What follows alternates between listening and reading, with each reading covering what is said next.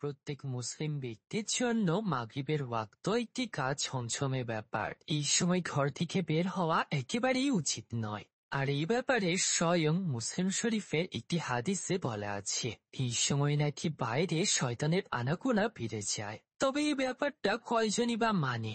আর এই না মানার ফলে একটি গ্রামের কি করুণ পরিস্থিতি হতে পারে, তাই আজকের গল্পে আমরা জানতে চলেছি। যে গল্পের নাম ওয়াক্ত মাগরিব, যেটা সম্প্রতি রিলিজ পেয়েছে। আর এটা পুরো বিশ্বের মধ্যে সারা জাগানো কাজ ছমছমে একটি হরর মুভি। যারা কিনা জিন এবং শয়তানের গল্প পছন্দ করেন তাদের তো এই গল্প খুবই ভালো লাগবে। তো চলুন আর দেরি না করে সরাসরি চলে যাওয়া যাক গা হিম করা একটি ভয়ের জগৎ। তো মুভিটির শুরুতে আমরা তিনটে বাচ্চাকে খেলা করতে দেখি, যাদের নাম হলো ওয়াতি, রাজাত ও কার্তা। এখন তাদের খেলতে খেলতে সন্ধ্যা নেমে এসেছিল, যার জন্য ওয়াতি এবার বাকিদেরকে ফেরার কথা বলে, কারণ সন্ধ্যার সময় গ্রামের মানুষরা বাচ্চাদেরকে বাইরে থাকতে মানা করে রেখেছে, কারণ এই সময় শয়তান চারিদিকে ঘোরাফেরা করে। কিন্তু তারা দুজনে ওয়াতি কোনো কথাই শোনে না এবং সেখানে খেলা করতে থাকে। এখন খেলতে খেলতে তাদের একটা স্টিক জঙ্গলের মধ্যে থাকা একটা গাছের গুড়ির গর্তের মধ্যে চলে যায়। তাই সেই স্টিকটাকে নিয়ে আসতে কার্তা সেখানে যায়, যেটার পর সে যখন গর্তের ভিতরে হাত ঢুকিয়ে স্টিকটাকে তোলার চেষ্টা করে, ঠিক তখনই কেউ তার হাতটাকে ধরে টানতে লাগে, যেটাতে সে প্রচন্ড ভয় পেয়ে যায় এবং চিৎকার করে ওঠে। অন্যদিকে সেই সময় ওয়াতিকে কোনো ইভিল ভয়েস নিজের কাছে ডাকতে লাগে, তাই সে যখন অ্যাট্রাক্ট হয়ে জঙ্গলের দিকে চলে যায়, ঠিক তখনই কোনো ইভিল ফোর্স তাকে টেনে নিয়ে যেতে লাগে, যেটাতে সে চিৎকার করে করে রাজাতের কাছে সাহায্য চাইতে থাকে। এখন তার চিৎকার শুনে রাজাত তাকে জঙ্গলের মধ্যে খুঁজতে শুরু করে দেয়। আর এদিকে কার্তা খুব কষ্টে নিজের হাত থেকে গর্ত থেকে বার করে নেয়, যার একটা আঙুল কেটে গেছিল, যেটাতে সে প্রচন্ড ভয় পেয়ে যায় এবং ব্যথায় কাঁদতে লাগে, যেটার সাথে সাথে সিনটি এখানেই শিফট হয়ে যায়। এরপর আমাদেরকে 30 বছর পরে কাহিনীকে দেখানো হয়, যেখানে আমরা দুটো ছেলেকে দৌড়াতে দেখি, যারা তাদের স্কুলের জন্য লেট হয়ে গিয়েছিল, যাদের নাম হলো শ্যাম ও আদি। এখন দৌড়াতে দৌড়াতে তাদের সঙ্গে কার্তার দেখা হয়, যে পুরো পাগল মতো হয়ে গিয়েছিল, যার জন্য সে এখন জঙ্গলের মধ্যে থাকতো। এরপর তারা দুজন স্কুলে পৌঁছায়, যেখানে তাদের টিচার মিস ওয়ারও তাদের উপর প্রচন্ড রেগে যায়, কারণ তারা প্রতিদিনের মতোই আজকেও লেট হয়ে গিয়েছিল, যার জন্য মিস ওয়ারও তাদের ক্লাসের পরে পানিশমেন্ট দেয়। ঠিক তখনই সেখানে তাদের ক্লাসমেট আয়ু চলে আসে, যে মিস ওয়ারোর কাছে তার হোমওয়ার্ক চেক করাতে এসেছিল।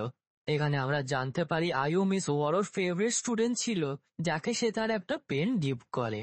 নেক্সট সিনে আমরা সামান ও আদিকে আয়ুর ফাদার মিস্টার মার্তো শপে যেতে দেখি, যেখানে সামানকে রোজ হানি ডেলিভারি করতে হতো, কিন্তু প্রতিদিন স্কুল যেতে লেট হয়ে যাওয়ার কারণে সে হানি ডেলিভারি করতে ভুলে যেত। তাই মিস্টার মার্তো তাকে লাস্ট ওয়ার্নিং দিয়ে বলে, যদি এর পরেও সে হানি ডেলিভারি করতে ভুলে যায়, তাহলে সে তার বড় ভাই সাময়িনের কাছে তার নামে নালিশ জানাবে। এছাড়া সামানকেও একটু দায়িত্ববান হওয়া উচিত, কারণ তার বড় ভাই সাময়ুন তার ও তার দাদিমার জন্য প্রচন্ড পরিশ্রম করে। এরপর আমরা আয়ুকে দেখি, যে তার আঙ্কেলকে খাবার দিতে যাচ্ছিল, যেখানে আমরা জানতে পারি যে আয়ুর আঙ্কেল আর কেউ নয়, কার্তাই ছিল, যাকে সে রোজ খাবার দিতে যেত। এরপর সে যখন কার্তার কাছে পৌঁছে যায়, সেখানে কার্তা আয়ুকে খাবার দেখে দ্রুত এখান থেকে চলে যেতে বলে, কারণ সন্ধ্যা নামছিল আর সন্ধ্যার সময় বাইরে বার হওয়াটা গ্রামে মানা ছিল। নেক্সট সিনে আমরা সামানকে ছাড়া বাকি সমস্ত বাচ্চাদেরকে মসজিদের মধ্যে দেখি, যেখানে ওস্তাদজি তাদেরকে কিছু ভালো ভালো কথা শেখাচ্ছিল, যেমন তাদেরকে সন্ধ্যার সময় বাইরে বার হওয়া যাবে না, কারণ সেই সময় শয়তান চারিদিকে ঘোরাফেরা করে মানুষের ক্ষতি করার জন্য। এছাড়া তারা যেন আজানের সময়ই মসজিদে আসে, যেটাতে তাদের মধ্যে ডিসিপ্লিন তৈরি হবে। এরপর আমরা সামানকে বাড়িতে তার দাদিমায়ের সামনে বসে থাকতে দেখি, যে কিনা প্যারালাইজ ছিল, যার জন্য সে কথা বলতে ও চলাফেরা করতে পারত না। ঠিক তখনই সামানের বড় ভাই সামিউন বাড়িতে ফেরে, যে হানি ডেলিভারি না হওয়ার কারণে সামানের ওপর প্রচন্ড রেগে যায় এবং তাকে চর পর্যন্ত মেরে দেয়, যেটার পর সে তাকে বলে, যদি এর পর থেকেও সে হানি ডেলিভারি করতে মিস করে, তাহলে সে আর তাকে ছেড়ে কথা বলবে না। এরপর সামিউন কাজের জন্য শহরের উদ্দেশ্যে বেরিয়ে পড়ে, যে কিছুদিন বাদে বাড়ি ফিরবে। এখন সেই মুহূর্তে সামান বাড়িতে একটা ইভিল শ্যাডোকে দেখতে পায়, যেটা হঠাৎ করে গায়েব হয়ে যায়, যেটাতে সামান ভাবে সে হয়তো ভুল কিছু দেখেছে।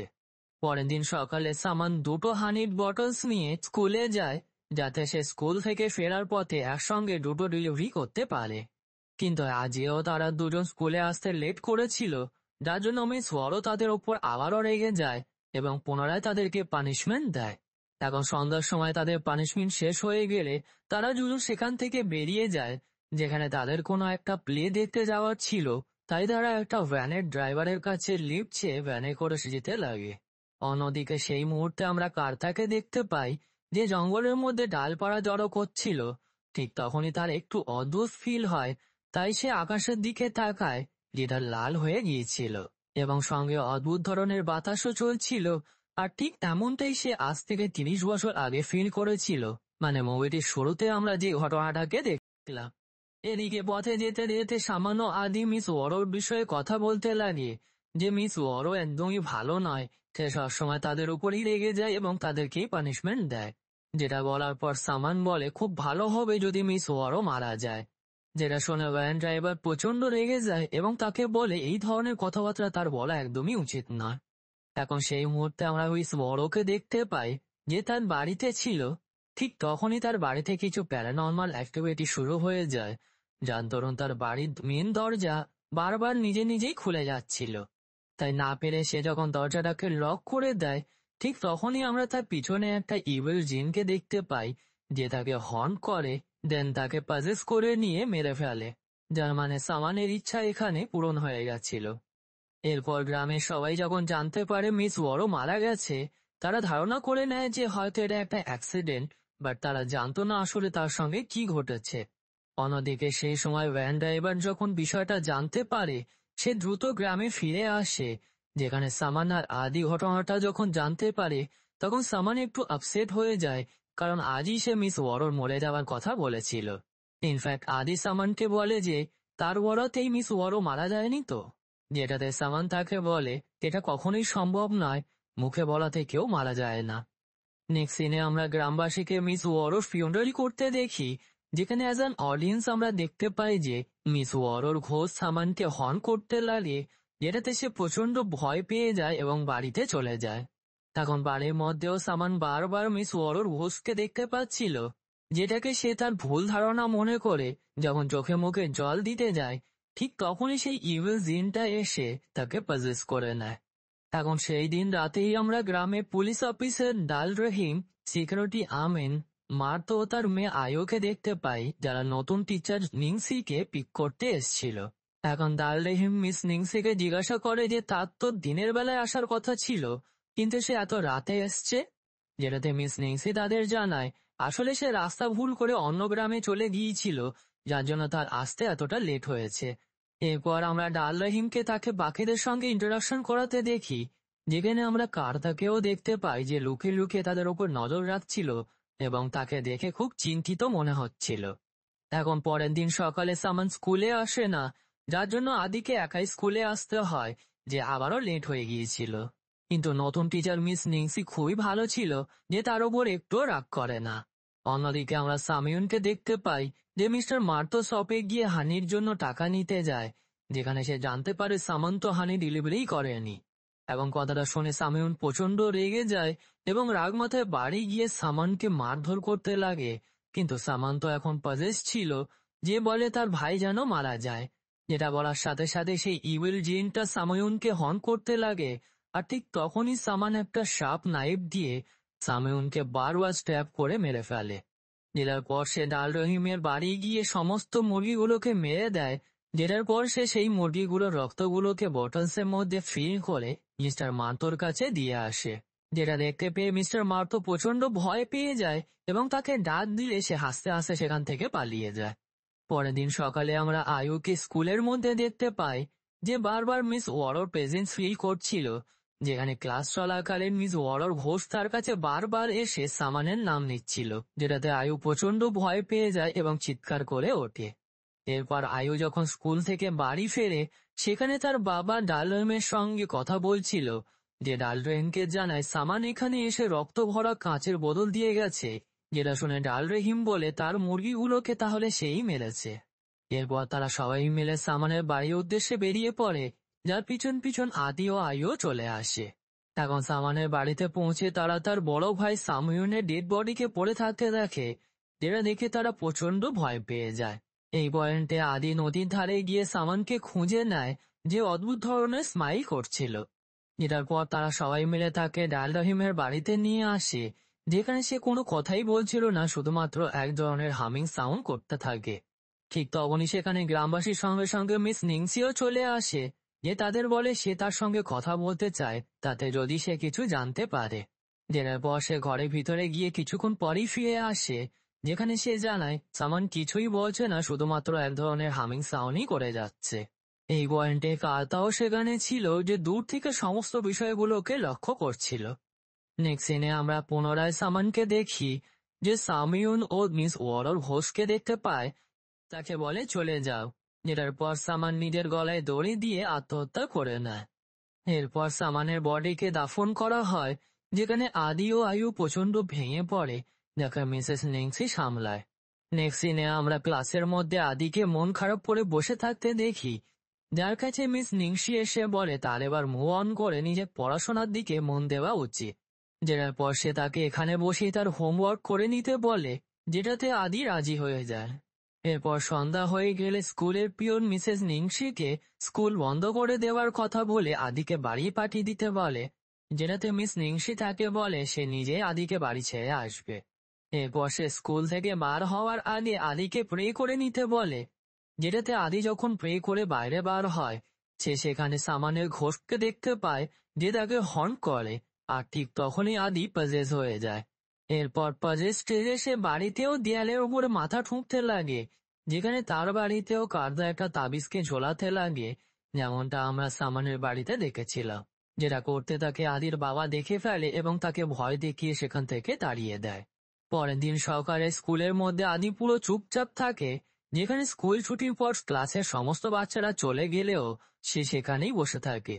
যেটা দেখে আয়ু তার জন্য একটু চিন্তিত হয়ে যায়। যেটার পর আয়ু যখন বাড়ি ফিরছিল, ঠিক তখন সে পুনরায় মিস ওয়ারর হোস্টকে দেখতে পায়, যে তাকে এবার আদির নাম নেয়। যেটা শুনে সাথে সাথে আয়ু ক্লাসের মধ্যে আদি আছে কিনা চেক করতে যায়, যে দেখে সেখানে কেউই নেই। তাই সে সঙ্গে সঙ্গে তাকে খুঁজতে বেরিয়ে যায়, যেখানে সে আদিকে কোথাও খুঁজে পায় না। ঠিক তখনই আমরা আদিকে দেখতে পাই, যে একটা বাচ্চাকে ডেকে নিয়ে জঙ্গলের মধ্যে চলে যায়, যেটার পর তাদের দুজনকে পুরো গ্রাম মিলে খোঁজার চেষ্টা করে, কিন্তু কেউ তাদের কোনো হদিশ পায় না। পরের দিন সকালে ক্লাসের মধ্যে মিস নিংসি সমস্ত বাচ্চাদেরকে বলে যে স্কুল শেষে তারা সবাই যেন সোজা বাড়িতে চলে যায়, এবং বাড়িতে গিয়ে প্রে করে যাতে আদি ও সেই বাচ্চাটাকে খুঁজে পাওয়া যায়। এখন স্কুল শেষে আয়ু মিস নিংসের কাছে এসে তাকে একটা তাবিজ দেয়, যেমনটা আমরা কার্তার কাছে দেখেছিলাম। যেটা হাতে নেওয়ার সাথে সাথেই মিস নিংসি সেটাকে নিচে ফেলে দেয় এবং জিজ্ঞাসা করে যে এটা কি। যেটার উত্তরে আয়ু তাকে বলে এটা এক ধরনের তাবিজ, যেটাতে নেগেটিভ এনার্জি মানুষের থেকে দূরে থাকে। কিন্তু মিস নিংসি এখানে বলে সে এই সমস্ত জিনিসে বিশ্বাস করে না, এবং তারও এই ধরনের জিনিসে বিশ্বাস না করাই উচিত। যেটা বলার পর সে সেখান থেকে চলে যায়। এখন সেই দিন সন্ধ্যায় আমরা ডাল রহিম ও উস্তাদজিকে মসজিদের মধ্যে আসতে দেখি, যেখানে তারা সেই ছেলেটার ডেড বডিকে পেয়ে যায়, যাকে আদি জঙ্গলের মধ্যে নিয়ে গিয়েছিল। অন্যদিকে সেই সময় মার্তো তার বাড়িতে সামানের ডেড বডিকে দেখতে পায়, যাকে অলরেডি দাফন করে দেওয়া হয়েছিল, কিন্তু কেউ তার ডেড বডিকে এখানে রেখে গেছে, যেটা দেখে মিস্টার মার্তো প্রচন্ড ভয় পেয়ে যায়। এরপর আমরা আয়ুকে দেখতে পাই, যে বাড়ি ফেরার পথে আদিকে দেখতে পায়, যে একটা কুকুরকে ভয়ঙ্কর ভাবে মেরে ফেলেছিল।